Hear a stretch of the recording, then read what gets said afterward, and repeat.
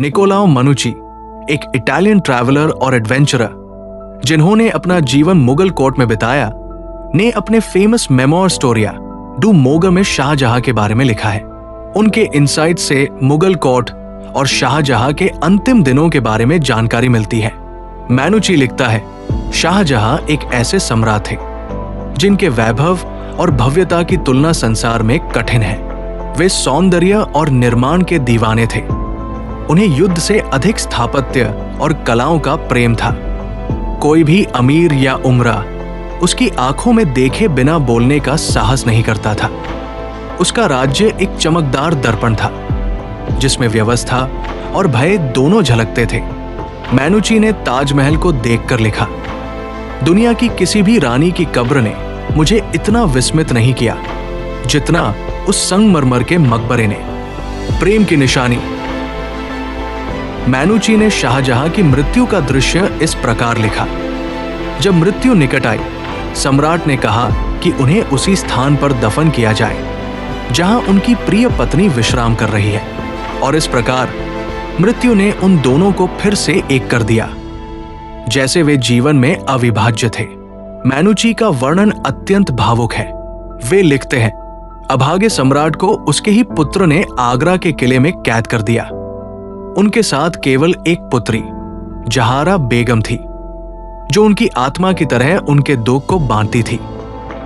उस किले की खिड़की से शाहजहां प्रतिदिन अपनी प्रिय रानी के मकबरे को देखते थे। वो संगमरमर का गुंबद उनकी हर सांस में बस गया था। दिन ढलते ही वे नदी की ओर देखते, प्रार्थना करते और उस स्मारक को निहारते जहां उनका प्रेम सोया हुआ था।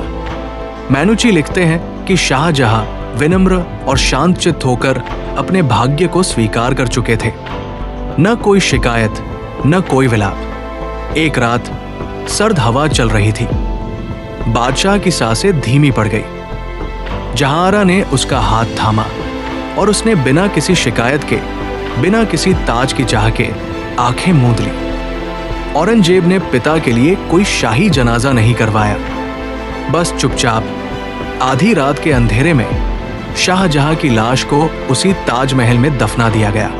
मनुची ने लिखा है कि औरंगजेब अपने पिता से उनकी मृत्यु के बाद भी मिलने नहीं गया। इस तरह वो सम्राट चला गया जिसकी शान बादशाहों से ऊपर थी और जिसका पतन इंसानियत की नश्वरता का प्रतीक बन गया।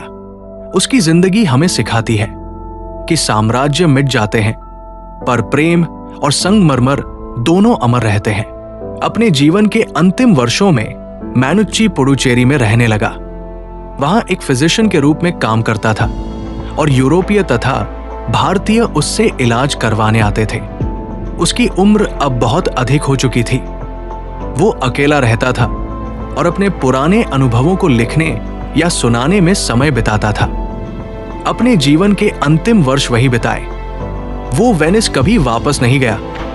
लगभग 1717 के आसपास उसकी मृत्यु पुडुचेरी में ही हुई।